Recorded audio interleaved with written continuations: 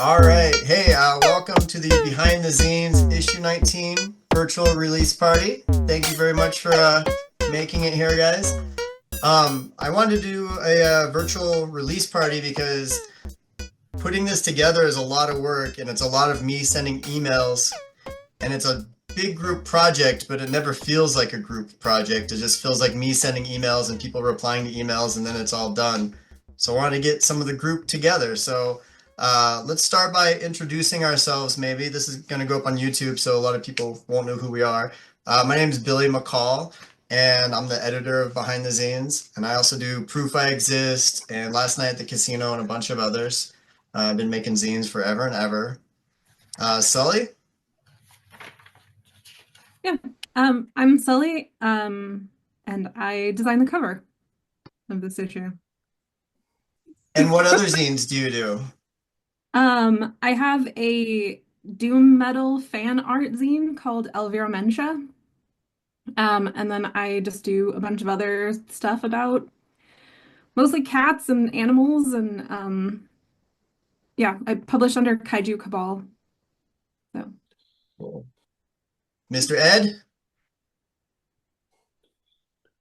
Hey, what's happening, y'all? Nice to meet you. Ed, I'm from Jersey City. I run the Word Distro, make zines about pencils and traveling. And Billy, I just and Joshua, I just packed up both of the packages to send out to y'all. Just finished a new zine about Billy and my trip to Cincinnati last year, which means that we'll be working on a new one when I meet him in Salt Lake City in 2 weeks. 2 weeks, I'm gonna see you, homie. 2 or 3, yeah, like 2.5 weeks.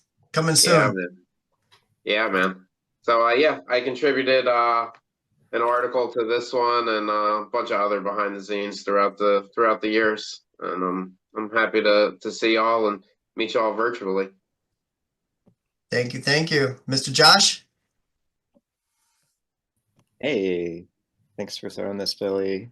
Yeah, I'm Joshua, and I do the zine Basic Paper Airplane, and I head up the Antiquated Future distro, and I also run this little, or help run this little co-op shop in Portland called Grover's Curiosity Shop, and I thought I had to close up the shop a couple minutes early to get set up for this, and I thought I would park myself in front of the zine rack here and put out some people that I thought might be on the call. There's a behind the scenes, the last issue, some Billy, Danny, and Ed scenes, and um, yeah. So I read the new issue on my shift today and really enjoyed it. So excited to be here. Cool, thank you. Danny, aka Rachel. Yeah, sorry. I'm using my wife's iPad there. I'm Danny Noonan. I used to publish Clock Tower 9, which Josh was very nice to distribute. And I'm taking a break, and right now I'm living in Galway, Ireland for a little bit with my wife and daughter. Cool, cool. Anastasia? Hey everyone, I make zines and art and stuff under the name Stormbringer Press. I make zines about uh, fantasy swords and demons and uh, radical politics and anarchism, and I'm really happy to be here. Uh, uh, I'm super, I'm newer to the scene making scene than I think a lot of folks here, and even being here is an example of if you like something, email them and say, "Hey, this I really like this. This really made my day better."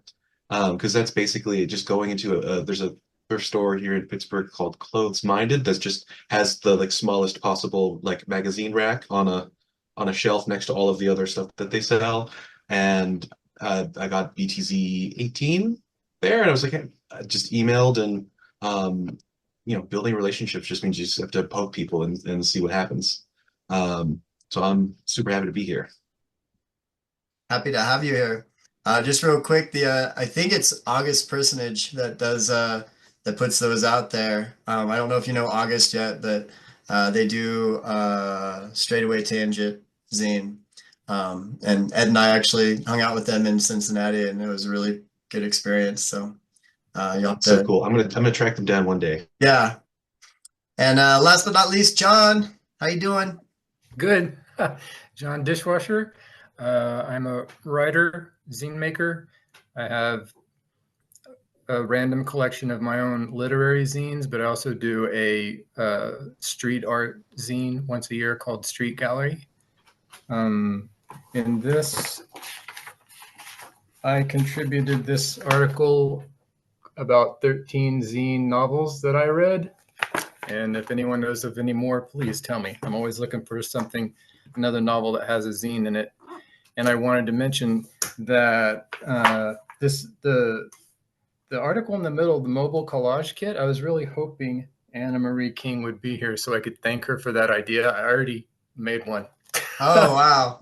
Yeah, it's like I had little pieces of paper like this in my bag, and I would this is like craft paper that I cut up to be a quarter size, right? And I would just add stuff to it here and now and then. And then when I saw her mobile collage kit article, I'm like, I'll just get one of these at the 99 store, cost $1.25. Started taping them all in there and everything. It's a lot easier. I love it. So Yeah, I wish. So Anna Marie, I met in Cincinnati at the Zine Cincinnati event, and sometimes a zine event is just everything kind of blurs together, and there's people coming to your table and coming and going and leaving, and she just came to my table for a little bit, and she's like, "Yeah, did you want to maybe do a trade? Like, I have a couple things. Like, let me see what you got." And she had it was a zine that was just like she had just like drawn like pictures, but they were like the original drawings of like portraits of people, and then it was like stapled together. And so she gave me that, and I gave her one of my zines. And then like weeks later, I was like looking, I'm like, oh, these drawings are really cool. And she had like her email address, and so I just started emailing her. I'm like, oh yeah, I met you at Zine Cincinnati. So yeah, she does lots of collaging stuff. So shout out to Anna Marie King. John, along with you wrote an article about books that involve zines, or you also wrote a book about zines. If you want to talk about that for just a second. Sure. So it's called the Zinester Manifesto. It's like an origin story for a collective of zine activists. So it follows 6 zine makers through a season of Southern California Zine Fest because the scene here is just so dynamic. I was just at LA Zine Fest the other day. 7,000 people went through that Zine Fest. They said they had like a arrangement with the Broad. It's an art museum downtown. They actually broke a record for that museum. So there's so many people into zines here. So my book is kind of based on the scene and all that's available in it. So, but I'm not the only person in this Zoom chat that has a novel about zines. Yes, I also wrote a book about zines where zines play a vital part. Chicago Joe and the Ancient Pages. Mine also is fiction and revolves around the zine world. It was really cool. It was really cool that because you approached me with the idea for your article, and you were like, "Oh, I have all these other books that I've read that are about zines, and some of them I've read, and some of them I've heard of, but a lot of them I've never read." So it was really cool. Awesome. Yeah, thank you. I know there's got to be more out there because like the one by Roberto Bolaño is totally, I'm just a fan of his, and I came across he's talking about zines. Yeah. It blew my mind. So if I'm finding stuff randomly like that, there's got to be more. I got to find some other way to find them. There's not like if you like type in zines in Google and Goodreads or something like that, just the basic ones come up that we already know about, the first rule of punk, that kind of thing. Yeah. So, but there got to be more. Yeah. Hopefully some people email you about it. Yeah, hopefully. Josh, you've written a couple books, not about zines, but just you've written a couple books. Maybe you want to talk about your book a little bit. For you in here, I did just 5 questions where I just kind of did like a really short little interview because I had just gotten done reading one of your books, and it was really fun to read. I really liked it. Yeah, that was really cool.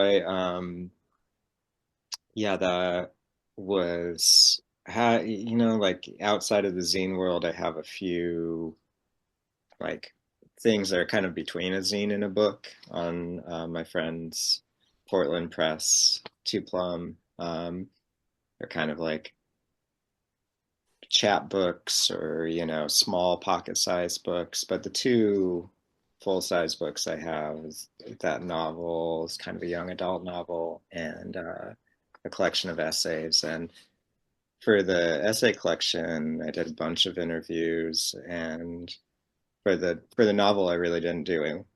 I don't I don't know if I really did any that were fully focused on it. There were some interviews about the essay collection that they also asked one question about the novel or something like that. But so it was kind of neat a couple years after it came out to that you reached out about it and wanted to do an interview that was just about that. And yeah, I just read back on it earlier today, and it was good. It was fun to read. I was like, oh, cool. Yeah, it's turned out good. So I really appreciate you doing that, Billy. Yeah, I just kind of wanted to promote it and promote you, and you do a lot of really cool stuff, and it's just always interesting how the creative mind works, and like, well, how'd you come up with that idea? And I read a ton of books, and they're like far away, like I'll never meet the authors, but I have a good time reading it. But with this one, I'm like, oh, I know the author. I should just ask him, like, how'd you come up with that idea? So it's kind of fun. It's interesting how much of my reading, whether it's books or zines or magazines, a lot of it is people that I can connect with because it's like friends of mine that are making stuff. I'm reading zines that you guys have made, so it's kind of nice to have those connections. Yeah, it was a special. I think it was well timed when you asked too, because I'm working on. I've always felt like I was a nonfiction writer who would occasionally, moonlight as a fiction writer, and but for the last couple of years, I've been working on a new novel, and I feel like more in it than I've ever felt with fiction, and um, more of it maybe. And uh, so it was kind of neat to go back to something that I finished a while back and kind of think about it and think about how I was conceptualizing things at the time and how I'm doing it now. So even though those questions weren't in there, like what are you doing different now? It made me think about that stuff, and that was good. That's cool. Yeah. Yeah, fiction writing and nonfiction is so different. And I think zines and perzines in particular really lend themselves to nonfiction because you're just writing about your life, your travels. I had this experience, and fiction, you got to use your real life experiences, but then go, in a totally creative way. So it's a really different process. Yeah. Danny, how you doing? Hey, you changed your name. Good job. Yeah, I figured it out. Um, I had recently, I don't know how to pronounce his name, Hamish, and was excited to get him to do something for Behind the Zines, and I was also excited to get you to do something, because Behind the Zines is mostly an American thing, but zines are all over the world, so it was kind of cool to get your perspective too. And I remember when we were talking, like, hey, would you want to write something? You're like, yeah, I went to the Cork Zine Fest, and I could write about that. And I just thought that was like a cool name for a zine fest. I didn't realize Cork is the name of a town. Oh yeah. I'm like, oh, Cork Zine Fest. That's so quirky. Not well. Think about it now. That would be a really cool name for that's not And in then Cork. and then you sent me the article, and I was reading. I'm like, oh, like there's a place called Cork. Yeah. I know, and it's funny because I haven't heard any jokes or any like puns about the material cork or like a cork or put a cork in it or anything like that. Yeah, But yeah, the Cork Zine Fest, it was really fun, and it was funny how walking into it, it felt just like any other Zine Fest in a lot of ways. Like I don't know if there's like certain things that when people do a Zine Fest, they're always just going to happen, or if people who have planned Zine Fests have gone to ones in the state. I don't know. It was very comfortable walking in on, and it was definitely small, but I got a lot of good stuff, and it was really fun to talk to people and Um, yeah, I don't know. There is another one that happened a little bit like a month ago or so, but it would have been like a 4 hour trip to get there, and it would just there was a lot of logistics that prevented me from going. But no, yeah, there's not a lot of zine stuff in Galway, but there's a lot of literary stuff, but not necessarily zine stuff. And I think before I go, I am gonna like make something to just like leave places, just like in like because there's not even like that many like free places to leave free things. I don't know. It's Is there interesting. a like a poetry scene or a spoken word? Or are there people doing There, open there's a mics? very there's a yeah there's a very big poetry scene, and a very big like literary scene. Like there's multiple like literary magazines that have launch parties and stuff, which are really fun and really nice. It was funny. There's one that just started accepting creative non like long form creative nonfiction, and at their launch party they had a few people reading from that, which was really good. There's one guy who he only read the first part of it, but he wrote this thing about he was in Iraq, traveling, and he was trying to find postcards, and it was a really funny just story about like language barriers and like why are you even bothering trying to find postcards, and it's really good. But there's a bar just down the ways from me that does a monthly open mic night for poetry, and like I'd say like half of it is great. Like a quarter of it is just like not so good. Like a quarter of it's like bad. But when you think about it, like half is That's pretty pretty good. good, actually. Yeah. And it's a really like opening community, and so there's some regulars and stuff, but there's always like new people, and a lot of it is entertaining. Like a lot of it is funny on purpose. And I was thinking about it, and when I lived in Seattle, I used to go to some of these like open mic comedy nights, which were never funny and actually like really like weird because like 30 minutes would go by and like 10 people had performed and no one had laughed, and it was like really uncomfortable. And like this, an open mic poetry night, which a lot of people would think would be like hoity-toity or something, like a lot of people are laughing and having a good time, and it's really fun. So That's cool. yeah. Yeah, it was cool to get your because I've never been to Ireland, never really been to the UK, so it was cool because it's not like you've just done a couple zines. Like zines you've been doing them for a long time, and so I know to move to a new place, like zines are still going to be a part of your life somehow. Yeah, I thought like going to bookstores and stuff, I'd be finding them, but not as much. In Dublin, I think there's a little bit more, but it's just not. But it's a very small country. Yeah. Like where I moved from Washington State, it's about the same size as Washington State, with a little bit less people than in Washington State, Oh, wow. and so it's just Interesting. yeah, it's a small place. Anastasia, you want to go next and talk about your article a little bit? Yeah. Um, so I organized a small little zine event outside of my local anarchist bookstore that we called the Jewish Zine Fest. It's inspired because I had the absolute privilege to drive 8 hours away to go to Asheville, North Carolina, and I went to this anarchist book fair that they have down there in the summer. Um, Last year, and it was magical. It was eye opening of like people can just you can just go and organize events. You can just go and get like many people together, and it was so friendly, and everybody was so supportive of each other and doing so much cool stuff. And I sort of emboldened with the spirit of like, oh, if I want cool things to happen, like cool zine things, in Pittsburgh here, there is a pretty big zine event in late October. Um, I think not nearly as big as the LA one, like a seventh of the size, but still by 1,000 people is still really big for us. Um, uh, uh, but I was like, I want to do something. I want to bring, to make things happen. And so I got a bunch of people together and uh, uh, didn't fully get as many people involved like behind the scenes. It was kind of just ended up me spinning a lot of plates and trying not to bite off more than I can chew. But it was really, really fun. Um, Scenes can sometimes be a solitary hobby, a solitary practice, getting all these things together and photocopying them. But I really tried to rely on the relationships that I had and was building.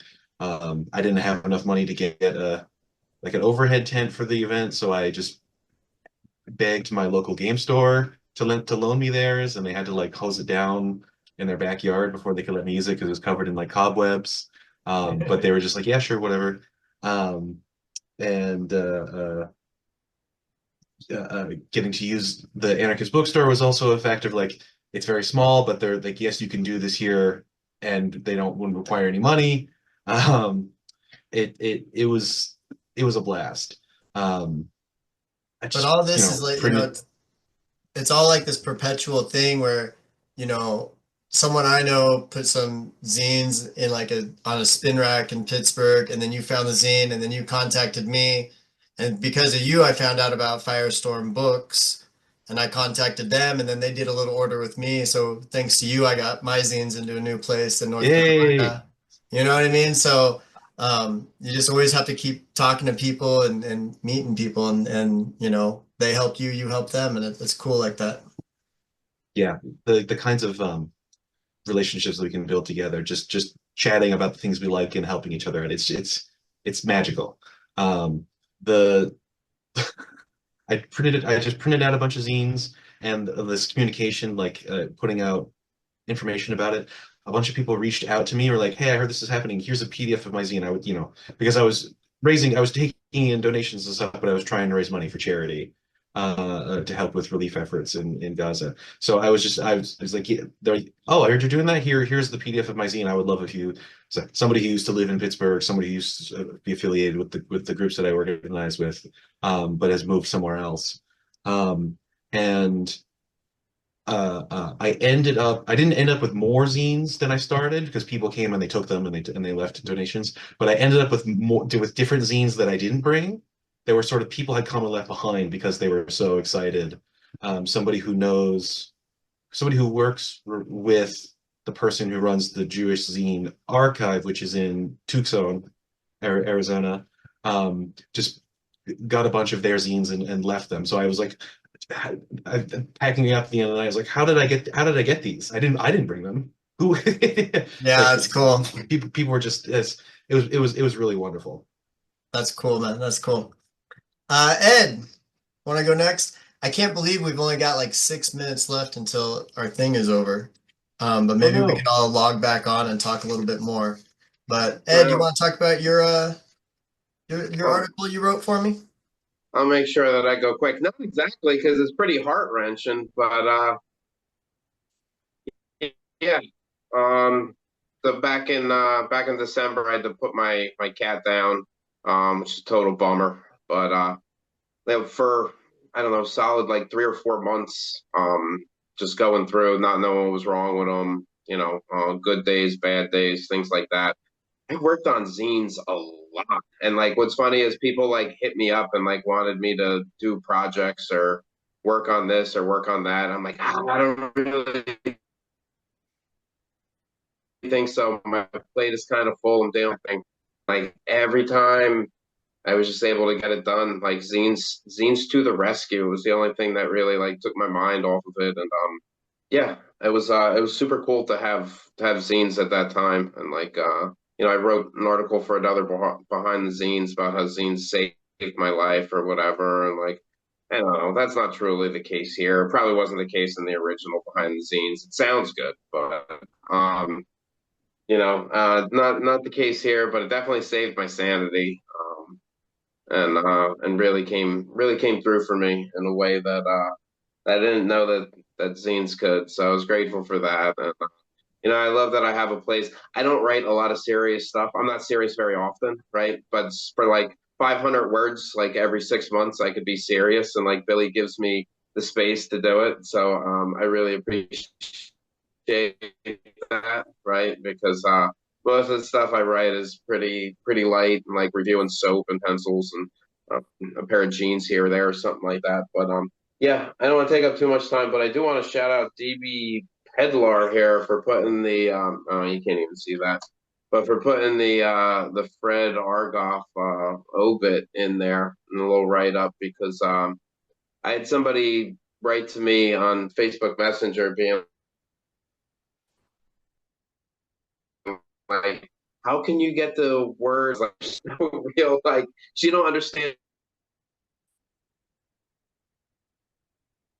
She's Kind of going through breaking up, like Ed. I pen kind of pally. lost you. She was very happy to see that. So Mm. Billy, you made a total stranger very happy. Yeah. That's fine. I'm breaking up anyway. I never met Fred, but DB Pedler wrote kind of a little obit, and I took that and combined it with the online obit, and shout out to Fred. We miss you. Last but not least, now Sully, you want to talk about your cover? Because I love your cover. Yeah, me too.